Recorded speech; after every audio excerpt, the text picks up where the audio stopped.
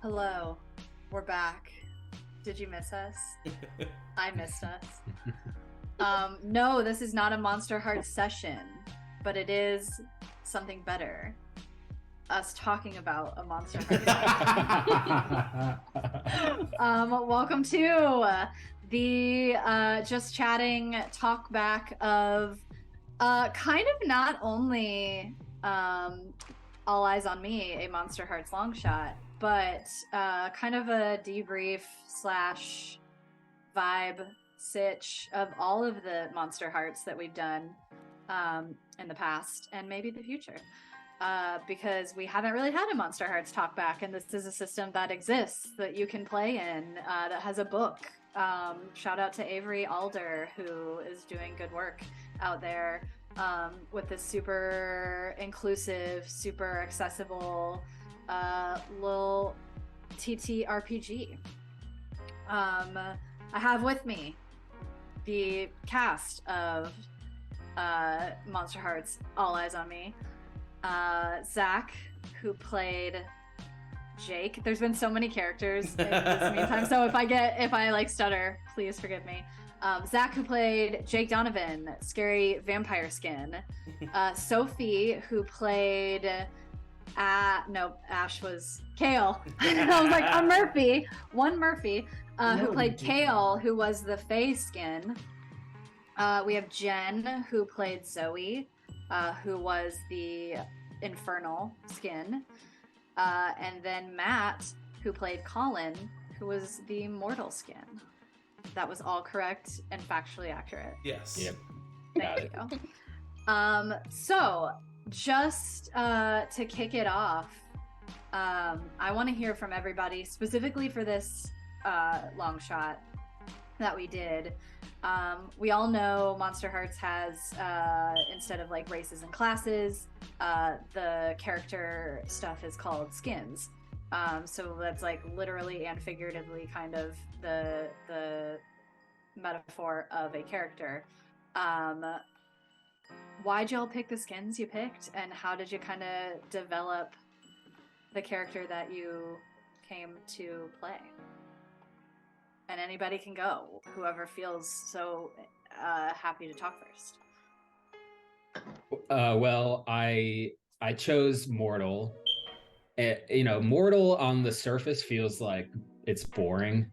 People are like literally vampires or like Yeah, fake it's like the creatures. human in D&D. You're like, why would I want to play a human? I'm just like a guy. But I think the Mortal skin is interesting. I think it's different than most of the other skins because there's like a dependent aspect to it, which I thought was fun, especially like within the feral environment of Monsterhearts. And it's funny, my conception of what my character was before we started is completely different than how it ended up. Mm-hmm. I think mostly because of Zach's character, which maybe we'll come to. But I really just wanted to be like, I think it's fun to be a character who's in a world of, a little exaggerated kind of monsters and that kind of thing, just to be a character that's, has normal human struggles and is juxtaposed against the kind of fantastical world of vampires and stuff. That intrigued me, so that's why I chose Mortal. What about Colin? And we can talk more about this if it comes up in with Zach. But how did Colin start versus how did Colin end? Like, what was your original conception? A little bit more like kind of too cool for school. Like, I just got here. I don't really care about these people or anything like that. Like, kind of out of it, and a little bit more, not menacing, but a little bit more of an edge to him. And I think, yeah, after like Zach's character came in, I was like, okay, well, I don't really want to do that. I think it's more interesting if we're like these polar opposites in some ways. Nice. Just a simp. Yes, just a simp. Just a simp. That's troublesome. So simpy.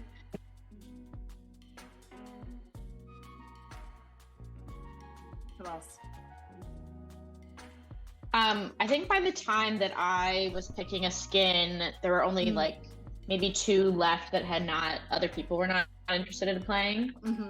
Yeah, I did create a list this time, just based on like a short list. Kind of the vibe, yeah. Yeah, so that helped me narrow it down, which I think is helpful because it was my first time playing Monsterhearts, so just kind of having a narrower array of choices. But I think the reason that I landed on the Infernal was really because my stepdad Steve was like one of the first ideas that I had, and I just wanted that to like, I was like, how can I fit that into this? And I really wanted to like take, I don't know, the like dark part of my character and make it kind of goofy too, like the fact that it's my stepdad Steve. So yeah, I don't know why that was like kind of the first thing that occurred to me, and as I was reading through things, I was like, I'm gonna find a way to like make this a little absurd too. Yeah, I do. Steve. Yeah, Stepdad Steve was something that I loved. You like texted me or like on the Discord or whatever, and you're like, oh, by the way, I have a stepdad. His name is Steve, but I don't really have a stepdad. And I was just like, oh, I see what's happening here. And that's such a cool thing we've had an Infernal and Immortal in another game, and I like, for anybody who's watched Critical Role, obviously the love of my life, Ashley Johnson, played an Infernal in the Monsterhearts one shot that Critical Role did. But I love that component, like whereas Immortal is just kind of dependent, there is a sense of kind of dependency in the Infernal as well, because of that added feature of the Dark One, or like the Dark Power. And I think that's a cool, totally like, I don't think we really played with the Dark Power as like a present entity in past situations, which was cool to have like an embodiment. Yeah.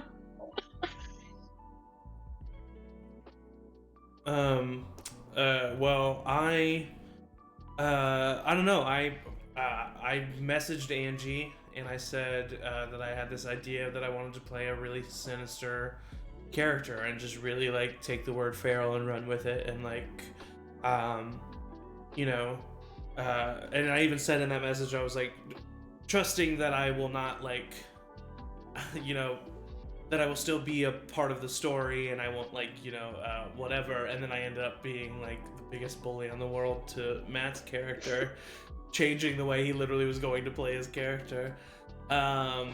You bullied me into my character's personality. I'm sorry. No, I think Jake. Let's Jake bullied you. Yeah. But yeah, no. I just, for some reason, I just thought, you know, that's. I mean, I think the reason why we play these games is to explore sides of ourselves that we don't get to explore, and talk to any actor, and they always say that, you like, some of their favorite roles are the villains that they played, and so I just really wanted to play a villain. But I messaged Angie and I was like, in today's climate, coming from a cis white straight man, like, is this you know, maybe not a thing. We've seen this enough. It's just not something. And, you know, not that, you know, I would take it anywhere where it shouldn't go, but you know, my Angie and the cast, when we started talking about it, were very supportive. So it was really fun. It was super fun to be able to be a villain. Yeah, that's just kind of, that's where Jake came from, purely is, and then in my opinion, I guess the manifestation of that is a rich guy who gets everything that he wants and is a manipulator and a gaslighter, and I mean, that is the modern day villain 100%. I mean, that's been the villain for a long time, I guess, but so yeah, that's what. Well, and I think arguably we talked about this, I think, off stream a little bit, but there is that kind of notion that someone who is truly sinister can't really play truly sinister. Yeah. And so having someone like you, Zach, who is really like brutally aware and careful in that way, and is just such a kind, caring person, is the perfect person to explore this. Like, I think in order to keep everybody safe and secure. Uh-huh. So I was glad personally that you were willing to take on the challenge of like pushing yourself. It was a lot of fun, and I really appreciate Matt for kind of like, I mean, in a way, what you were doing was supporting my character by acting as the antithesis, and it was a lot of fun to be able to do that with you. Yeah. Sophie. Yeah. My choice was one that I think I've gone along with for all of the Monsterhearts campaigns, is that I've wanted to do a skin that had a lot of room to be non-sinister, non-malicious, and be a positive force in the world. I've played the Mortal, I've played a Witch, and the Mortal skin is a fun, weird one because you kind of have to put yourself in a position of being walked on to really actualize on some of the skin's capabilities. The Witch offered some more substance and some control over things going on with you, but and the Fae again also very like very supernatural, but very like empathetic and in their feelings, and not ruled by the demands of like some other worldly power, like a vampire or an infernal, to like actualize on some darker part of oneself. There's room, I think, in all of the skins to do that, but the Fae was really enticing because it felt like one that demanded one live authentically and openly. And with Kale playing the character, and kind of where that inspiration came from was, what if I could play a queer character who grew up in the Midwest, who wasn't afraid to be who they are and to be vibrant. And the Fae in this environment felt like that to me. So and how like I have to ask, because this has been like gnawing at me, did you just make up the Burn Baby Bernie Sanders drag show on the spot, or had you been thinking about that? Oh no, that was on the spot. That was the most genius thing I've ever heard of in my life, and I literally to this day am not convinced that you actually made it up, even though you told me like right now that like I feel like that was something that came with Kale. Like Kale had gone to every Burn Baby Bernie drag show. One of my favorite moments from the season was when Kale brought up Tame Impala, and then Angie was like trying to decipher if that's a real Imagine word. Dragons. I listen to so much music on Spotify that like I am sure that I've listened to Tame Impala on some playlist for some like indie upbeats or something, like whatever, but I just could not for the life of me. And then what was the other one? There was another one that you threw out there too. Rainbow Kitten Explosion or something. It was close to that. Rainbow Kitten Surprise. Which I did have someone, Jen, who who was watching the stream, shout out to Rachel, who texted me in the middle of that session that was like, "You don't know Rainbow Kitten Surprise?" And I was just like, I looked at it after the session and I was like, wow, I'm really causing some drama here. So thank you for broadening my musical taste. One of my favorite musical moments was Matt starting to sing A Star Is Born. Yeah, that was in the really cafe. good. That did me in. Yeah, I Googled the lyrics midway through that session. It was so I don't funny. think I You was sang even it fast so enough. slow. Yeah. And you said you had never seen A Star Is Born, had you? No, have you? I've seen it. Oh yeah. Okay, it's for some great. reason I thought you hadn't, and you just knew. Just that there listen to was the a song. soundtrack. Yeah. Yeah. Okay, well then that we're already talking about it, and that was on my list of things I wanted to know, is like, what were your all's favorite like pop out moments of this little campaign? And also we can open it up to because this is not D&D, it is a new system. What elements of the system draw you, and like what are your favorite things about this kind of world building, very role play heavy system? I mean, I love about this system is that, I mean, I feel like we as charmed persons are pretty story oriented anyway, and like are very narrative first and narratively driven. But systems like Monsterhearts really make the actual gaming of these role-playing games take a backseat. And it's really more narratively focused, and the dice still like come into play, and they still allow fate to be involved, which I think is very necessary. But it is still very much. I mean, it's about narratively driven as you can get, and it's basically just like structured improv, which I think is really fun. You know, you come in knowing your character, their wants and their needs, and you interact in a certain location with those other people who know the same, and you just see what happens. And I think Monsterhearts also allows for like that scene kind of, you know, it's almost like an episodic, like a scene driven plot, which I think is very interesting. And yeah, so I think that's what allows for really cool moments that we had in this show. And I don't know, we talked about some I don't know, some somewhat deep stuff, I guess. And it just, I don't know, it allows you to be able to do that. I think one of my favorite moments was just the talent show in general. Yeah. Because you know, we're building to it throughout the episodes or the sessions, and it was great that each of our performers, like we our characters literally performed the talent show, and it really was like an encapsulation of where our characters were in that moment, and it was like dramatic. There was lots of stuff happening as the talent show was happening.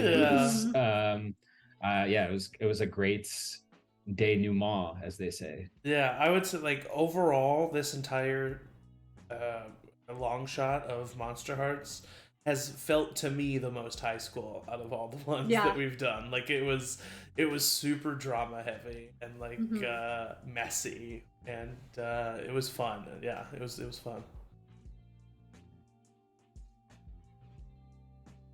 Yeah, I think I really appreciate that this lives in RP and not in dice rolls as much. I know that is a big mechanic in both Dungeons and Dragons and in this, that we as charm persons tend to not fall so much onto the dice rolls and lean far more into role playing, as a lot of us have that acting or improv background. And this just feels really organic and natural with everybody, and especially as somebody who does not have that as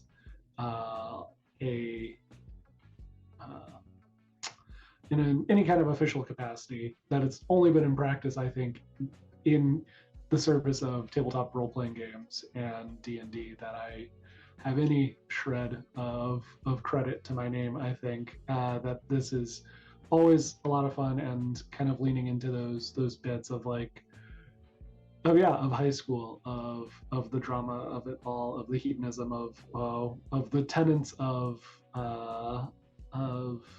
Monsterhearts, that is being feral and doing what the truth demands, and being not making your character's life not boring. I also love Stepdad Steve. I mean, I know I said it earlier, but the whole concept of Stepdad Steve being this like evil darkness, and then like everybody on the outside is just seeing like John Stamos, is like I just thought it was very funny. Everyone's like, your stepdad's so hot. Yeah, yeah. And it's just so, because like you said, it's like making something so dark, like still dark in objectivity, but like very funny. Want to make it a little silly. Yeah, yeah. Well, and stepdads notoriously like have kind of a bad rap anyway. Yeah. And so it's funny that like, what if your stepdad was a demon? No, literally like a demon. Yeah. What about you, Jen? What was your What was some standout moments for you? And especially because this is your first time. Yeah, standout moment for me is like the end of the second session with like the kind of sweeping narrative that ended with Jake saying, we're gonna kill Julia, and then sending that text and Colin turning over in bed to show it to Julia. Oh my god! That it was just like the perfect, I mean, like, what a gangster button. move. So good. And he was so good. nonchalant about it too. Like even I had to be like, wait, did you say you rolled over in the middle of the night to show? Like it just so. And they were in the basement of Franklin's house that whole time. We find out. I did. There's a little like that same night with like, because like you said, everything went so crazy that night. I had literally, because like, because Jake pulled the dead dad card, and I had literally like, we were talking before that session, right, about like dead dads and stuff like that, and to me, because that's something I've dealt with in my actual life, it was very normal to pull on that and like make a joke as in like, oh gosh, this is so evil to lie about. Like it was a very easy thing for me to do. And in the moment, Zach Tabor was like, oh no, I just did that in front of a bunch of people and like on a thing that can be seen and watched, and like, this is insane, that's crazy. But then it happened, so I had to just. And you did. My God, you did. To the point where you got your dead dad to fake dead dad. I had to fit in the fact in this talkback to let people know that I do have a dead father, and therefore what I did is okay. That's for nobody to say. I'm allowed. I'm allowed to say that. And I have a dead dad, so I can be skeptical of your dead dad. Yeah, exactly. Yeah. No appropriating going on. Exactly. Wow. Just we want to make sure that everyone knows. The truth of that being a reality too, of like, I know Sophie knows that, and that's like, why and Angie knows that, but as Julia has to be like, oh fuck, like, and I have that oh fuck, but also like have some reverence for you and like, oh, this is Zach healing, or I don't know. Yeah, let it happen. For it. I don't know what it was. Sometimes you gotta live through something again, or like revitalize it. You know what's so funny is the reason why I did what I did at the talent show is because my senior year of high school, when my dad was diagnosed before he passed, I did a spring sing where I had a solo song, and right before I dedicated it to my dad. Oh my god! And then I did it, 11 years later as a vampire. In a fake game with my friends. That's beautiful. That's catharsis right there. Exactly. And that's what Monsterhearts is right there. That's and what for me, that Monsterhearts is dead dads. Exactly. Yeah. Wow. Speaking of dead dads, another thing Monsterhearts allows for, and I think we have done a lot of talking for those of you who have played with me before, and for Jen, who's just coming in, a big part of Monsterhearts. Oh God, I'm just like having the book here. A big part of Monsterhearts that is like a chapter in this book is talking about like setting boundaries, keeping people safe. And like even before this talk back, having just a little check-in with everybody to make sure we're all in a good headspace, just in case we talk about dead dads or things that are of a more sensitive nature. And that is something that I have taken in other role-playing situations, just in games that I've run, or being a little bit more upfront in moments of darkness or vulnerability in my own life when I am playing these games. And so I guess there's not really too much of a question here, but like, how does that feel for y'all in terms of like having that written kind of into the rules for a game like this? And what are some things that you maybe didn't think before or didn't know you needed before this whole kind of journey? I mean, I've appreciate that it's like literally a part of the core rules, like that it's spelled out. I think that's really cool, especially in like the tabletop RPG world where we're just improvising as characters, and it's easy, even if you not want to like go a little bit too far without realizing it. And the fact that it's just like spelled out, like so opaquely in the rules, is really cool, because I think even that boundary setting is a part of what makes Monsterhearts so cool, because you can be feral, and that's amazing, but it's cool that there's the safe space of knowing that you can be feral, but it's okay to like exit out at some point. And I think that's kind of what allows you to. I feel like that's what allows you to be so feral, is because you're doing it in such a safe space that it's like, okay, I know what the boundaries are, which means I can play as much as I want inside these boundaries, which is, it's a freedom to it as well. I feel like, and I feel like it's so, and with games like this that have started establishing this X card and this X rule, I think it's super important. And I think honestly what you'll find is most times it's never used, and it's never, and that's not a bad thing, and that and it just means that like it's just having it there, it's just knowing that it's available, that is a good thing, especially for people you're playing with that are new, and because you never know what people are going through, so just allowing that space to be able to say, hey, unquestioned, I just kind of want to move on from this, and unquestioned, we move on, and that's totally fine. So I just think that's super cool. Yeah, there's a lot of themes that I would play in here that I would not play in D&D. Yeah. Because of that kind of implicit, and also just the mechanism by which we can kind of negotiate and speak to and get out of those spaces easier. And I appreciate that about this system a lot.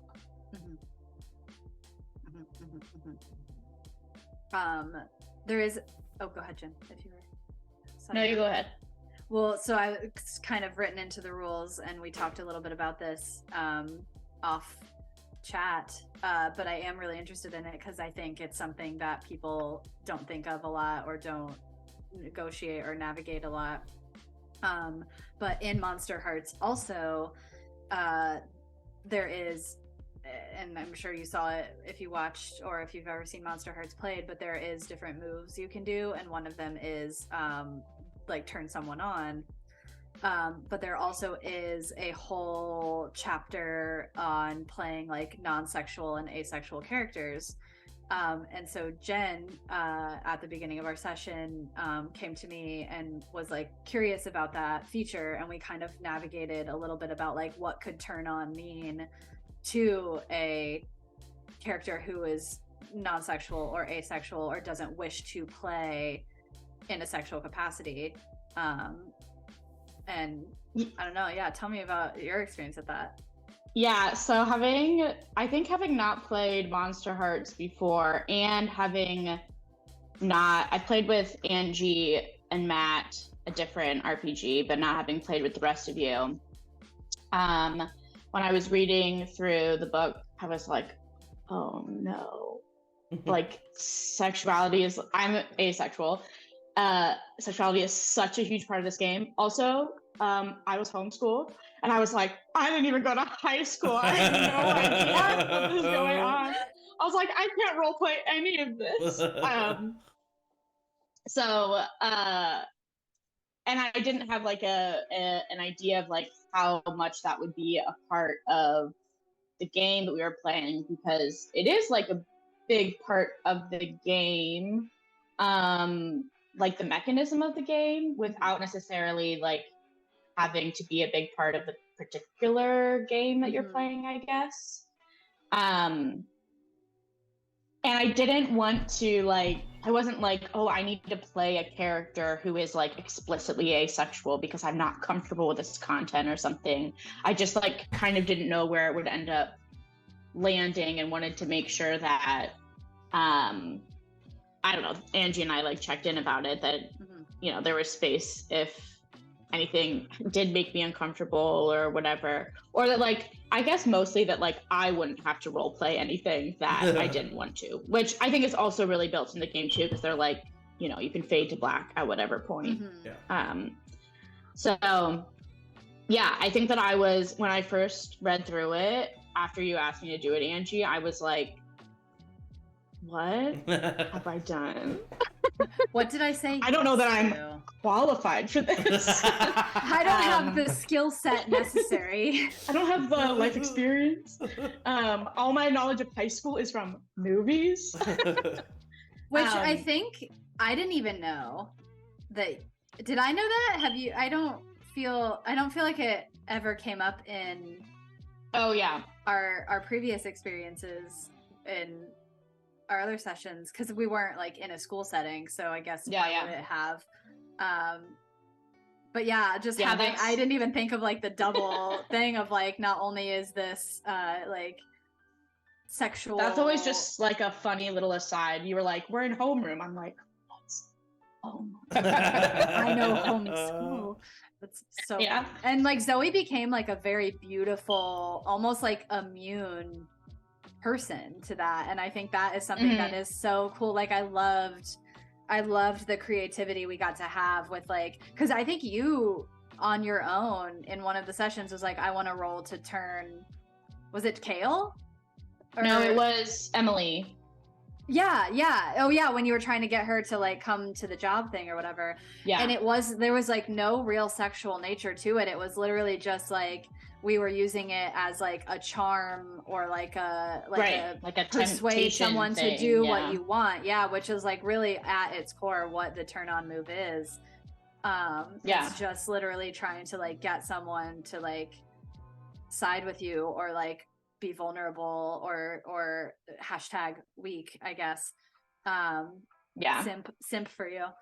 It was fun to play into like the part of Zoe. This is like not the way that my asexuality necessarily manifests, but in that last session when I talked to Kale and when I talked to Stephanie, I was like, oh my god, I'm so excited for you guys. And then I'd be like, yeah, that was so fun. Yeah, like just these the putting teenagers on the in love around me, disgusting. Yeah, to be honest, I kind of viewed Zoe as like in a good way, like the character that you're always rooting for in the background, the just who's like above it all. Like like who she reminded me of is like what's her name?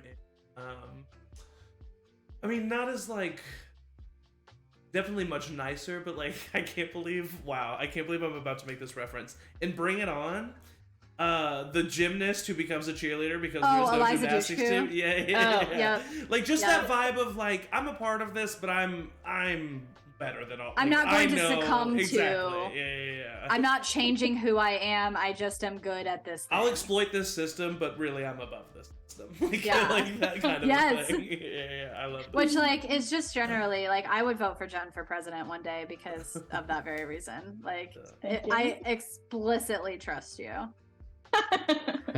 Well, we're gonna have to make sure we delete these VODs then. Wow, scandal. Could you imagine?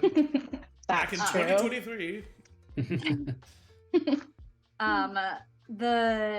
And this might not be, and I mean, Jen, obviously you can speak to this as well, even though this is your first time. But and I told all of you this at the beginning, in previous Monsterhearts, because of just the nature of the story, we've had like 1 to 3 sessions. I've kind of worked to have an like overarching, like kind of like you do with D&D, is like you meet an obstacle, you have a solution, you like get together, you work as a party, like etc. And this time I really tried hard to let y'all run the narrative, which is something that I learned, or we had been learning with Matt and Jen on the other RPG, Kids on Bikes, if you've ever played it. is very much like a collaborative story building.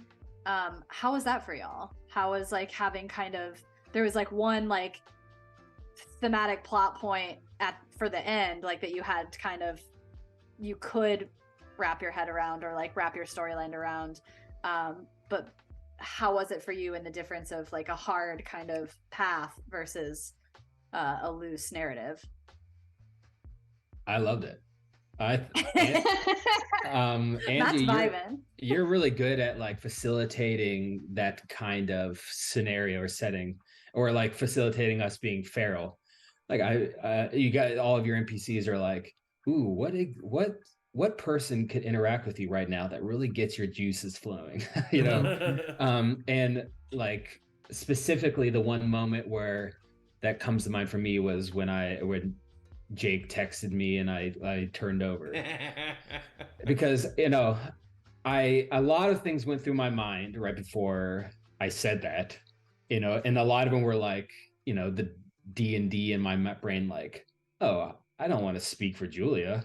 Is she sleeping with me? I don't know. You know, but also like, and I also was trying to play Colin as like, you know, really nice, kind of compassionate guy, but you know, he's also, you know, slightly manipulating Julia because she just got out of a relationship with a literal vampire who's like gaslighting her, and I'm like, I'm gonna use this to slip in. But you know, feral and in the moment, and then I knew that that was your goal, Angie, is to just kind of let us free. So I was just like, fuck it.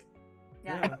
I'll just do it. I completely agree. It allowed, like Matt and I did not come into this game, and Angie did not come into this game thinking that a central focal point would be a love triangle between Jake, you know, Julia, and Colin. And I think that that's super cool that like it got to be like pretty much our focus. Like we just got to choose, like you said, we just got to choose like what the story was about. We were like, okay, this is our story.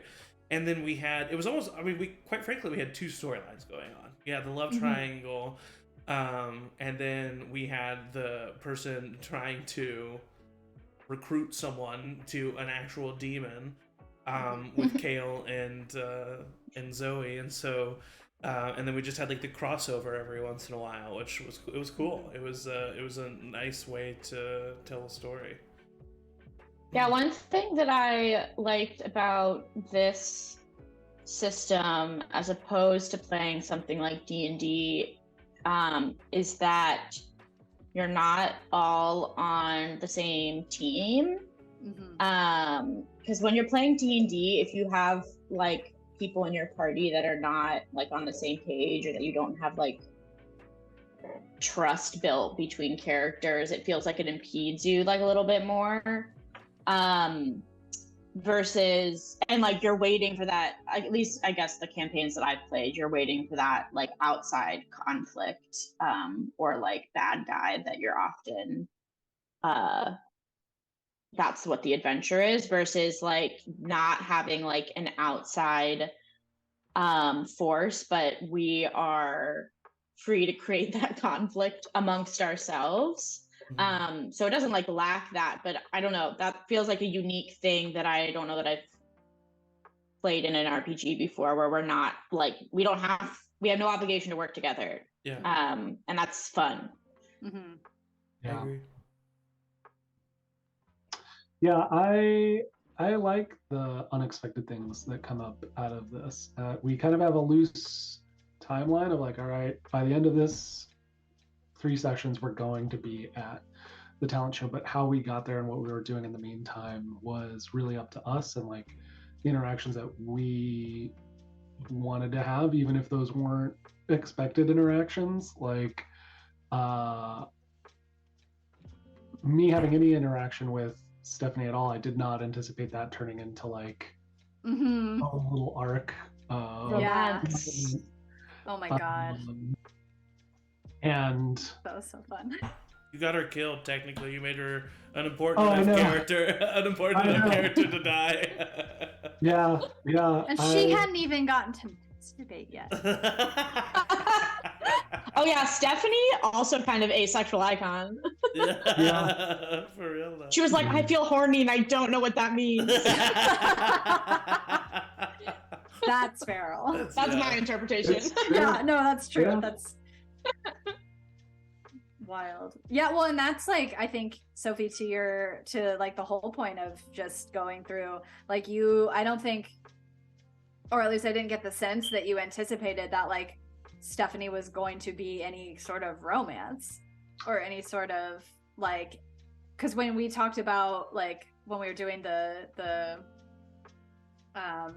homeroom chart, I was like, who would be sitting next to you? Like, who you look to your left, like who are you engaging with?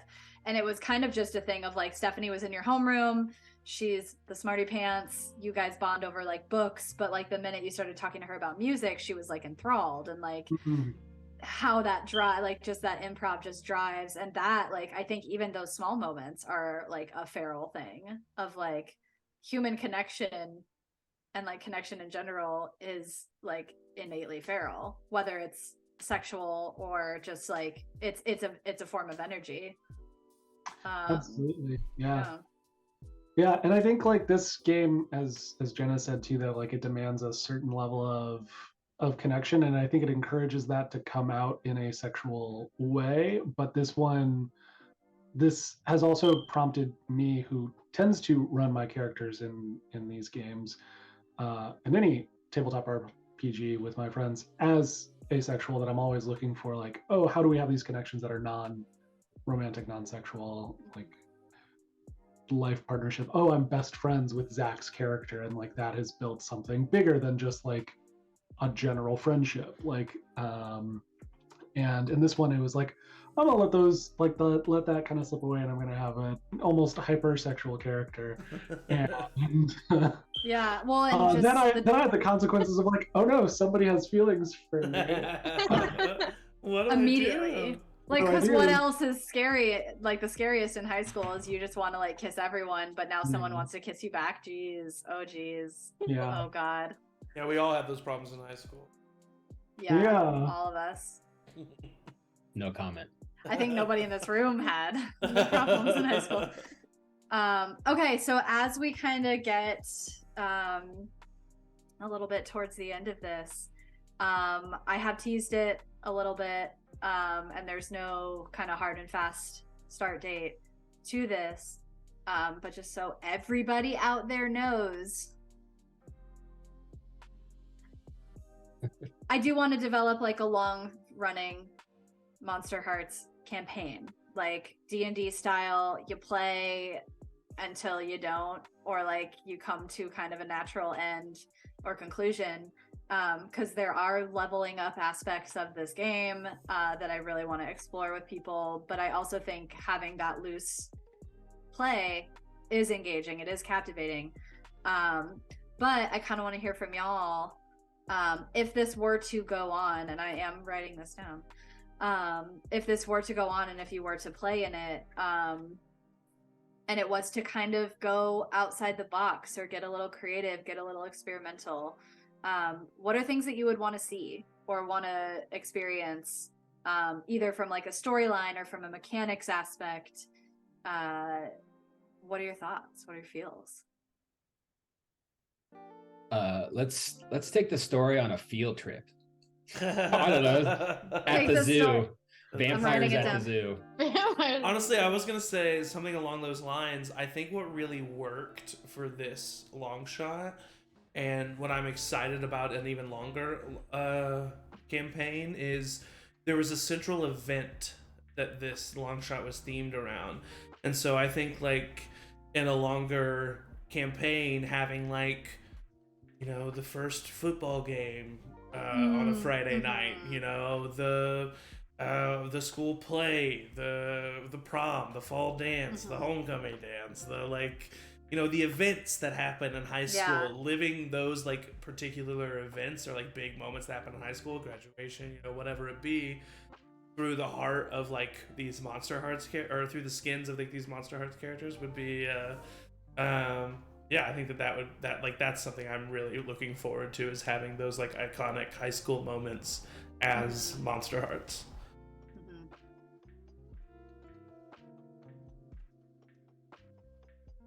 also think like, oh, sorry, you go.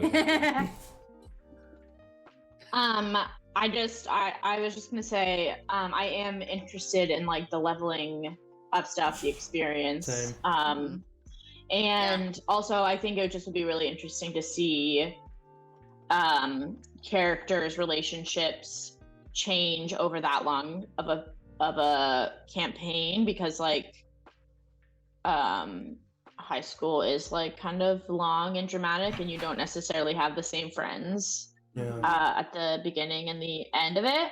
So like it would be interesting to see the way that played out longer term. Like I think it could be a fun I don't know, thing to explore, like how alliances get formed and broken, that sort of thing. Well, like there's that whole cliques mechanic of this game, or gangs mechanic of this game, and or like gangs and stuff. Even like being like the power dynamic of like being a freshman versus being a senior, like where that puts you socially, you know.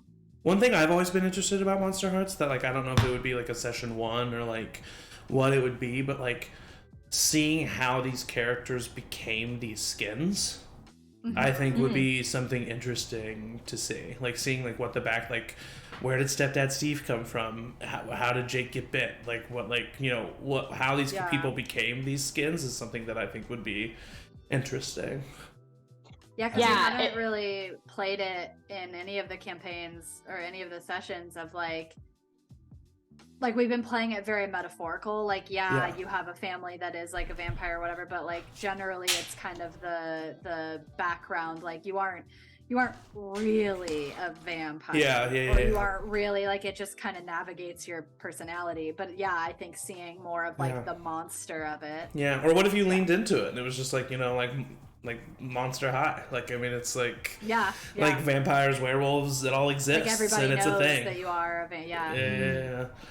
Because I think at a certain point in time, like the clique of PCs and like their inner circle it has to be at a certain point like a Buffy where it's like, oh, the 10 of us all know what's going on here. There's some spooky stuff happening.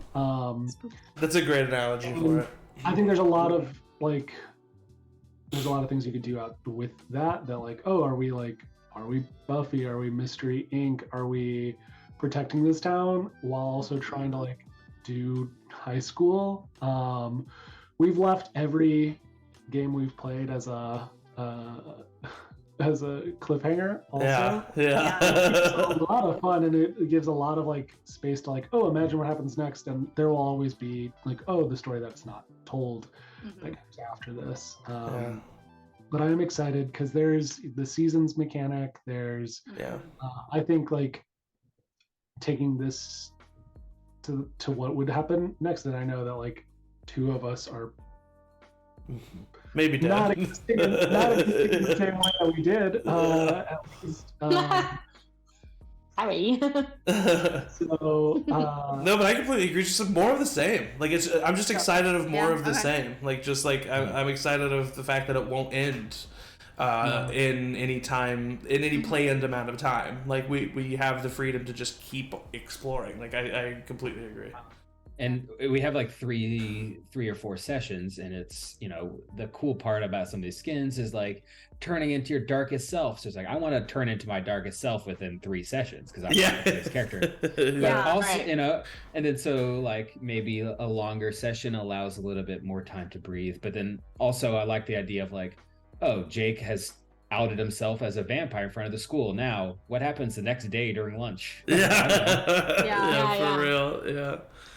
And having to live in like a smaller amount of time, like 1, 2, 3 sessions like that, it's like, oh, well, one of the Fae things is I can, like, there's a whole mechanic attached to it of like going to the Feywild and like meeting like the Fae King, but we're not going to do that in Act 3. Who's got the time for that? So no, I'm going to take the one that makes me move sexy. That makes me move sexy. I